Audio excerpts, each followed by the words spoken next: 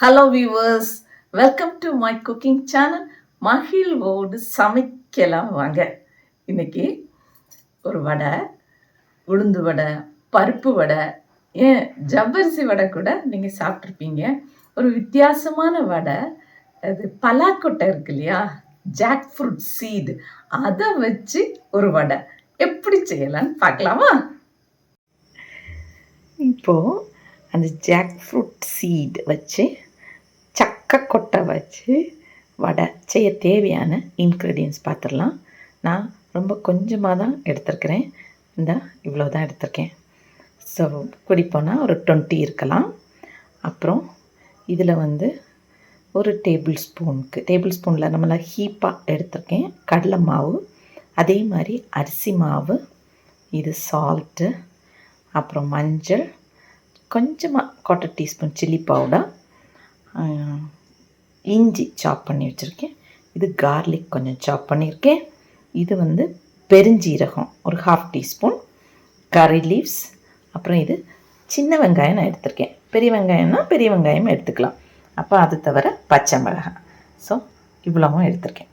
இந்த jack fruit seed என்னென்னா, நான் குக்கரில் தண்ணி ஊற்றி கொஞ்சம் சால்ட்டு போட்டு ஒரு 3 விசில் வச்சு எடுத்திருக்கேன். ஸோ இதை மிக்சியில் அரைச்சி இப்போ கொண்டு வரேன். ஓகே, பார்க்கலாம். மிக்சி பவுலில் போட்டாச்சு. இந்த அளவு கொரப்பாக அரைச்சி கொண்டு வந்தாச்சு. இப்போது எல்லாத்தையும் சேர்த்து மிக்ஸ் பண்ணி, அரைக்கும்போது தண்ணியை விடாதுங்க, எல்லாத்தையும் சேர்த்து மிக்ஸ் பண்ணி நம்ம வடை மாதிரி தட்டலாம். பார்க்கலாம். அரைச்சதை ஒரு பாத்திரத்தில் தட்டியிருக்கேன். இது கூடவே எல்லா இன்க்ரீடியன்ஸையும் நம்ம ஆட் பண்ண போகிறோம். ஆட் பண்ணிவிட்டு எல்லாத்தையும் மிக்ஸ் பண்ணிக்கலாம். ஓகே, இப்போ தண்ணி விட வேண்டாம், மிக்ஸ் பண்ணிவிட்டு நான் காட்டுறேன். கையை வச்சு மிக்ஸ் பண்ணுங்கள், தண்ணி தேவைப்படாது. தேவைப்பட்டால் லைட்டாக ஸ்ப்ரிங்கிள் பண்ணி கொடுத்துக்கலாம். மொத்தமாக மிக்ஸ் பண்ணிவிட்டு அப்புறமா உங்கள்கிட்ட காட்டுறேன். இதை நல்லா மிக்ஸ் பண்ணியாச்சு. எல்லாம் சேர்ந்து தண்ணியே நான் விடலை, அதில் இருக்கிற அந்த சக்கக்கொட்டையில் உள்ளதே போதும். ஏன்னா அரிசி மாவு கொஞ்சம் கிறிஸ்பினஸ்க்காக போட்டிருக்கேன், அண்ட் கடலை மாவும் கொஞ்சம் அந்த வடைக்கு அந்த ஒரு டேஸ்ட் இருக்கட்டுங்கிறதுக்காக போட்டிருக்கிறேன் கொஞ்சம் கொஞ்சம்.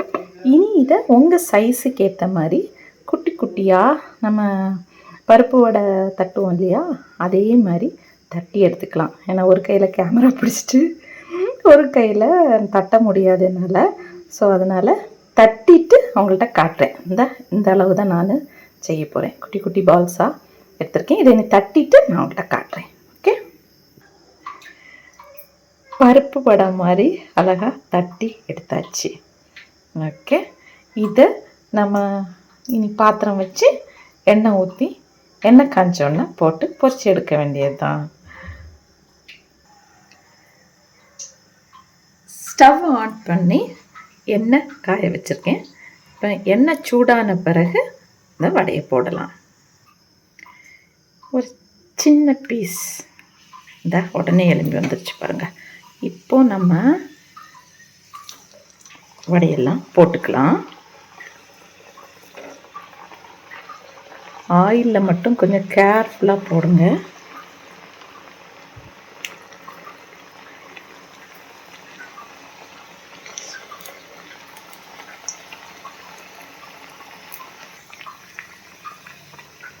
எல்லாத்தையும் ஒரு தடவை திருப்பி போட்டுக்கலாம். எல்லா வடையும் திருப்பி போட்டாச்சு.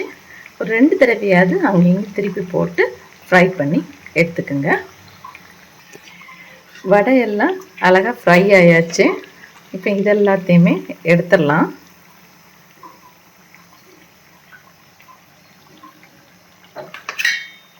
எடுத்துட்டு காட்டுறேன். அடுத்த பேட்சையும் போட்டு எடுத்துடலாம். நான் கொஞ்சமாக சக்கக்கொட்டை எடுத்து பண்ணியிருக்கேன். இதே மாதிரி நீங்கள் டபுளாக எடுத்தீங்கன்னா அதுக்கேற்ற மாதிரி நீங்கள் மாவையும் கொஞ்சம் கூடுதலாக ஆட் பண்ணிக்கோங்க. இந்த வடையும் ஃப்ரை ஆயாச்சு. ஃப்ரை ஆனால் தான் இப்படி அழகாக மேலே எலும்பி வரும். இந்த 2 பக்கம் ஃப்ரை ஆயாச்சு. இதையும் ஒருக்கா திருப்பி போட்டுக்கலாம்.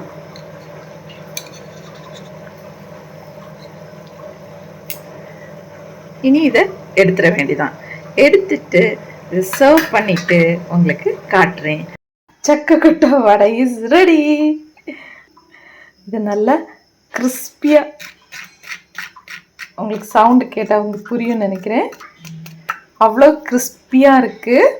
ஸோ மகிழ்வோடு சமைக்கலாம் வாங்க. சேனலை பாருங்கள், சமைங்க, ருசிங்க, மகிழுங்க. அதோடு கூட please subscribe my channel, like and share with your friends and relatives. Thank you. எல்லாரும் பட்டன்னு எல்லாம் சாப்பிட்டு முடிச்சாச்சு. கிறிஸ்பி அண்ட் டேஸ்டி சக்கை கொட்டை வடை பாருங்க. பருப்பு வடை எல்லாம் தோற்று போயிடும். சூப்பராக வந்திருக்கு.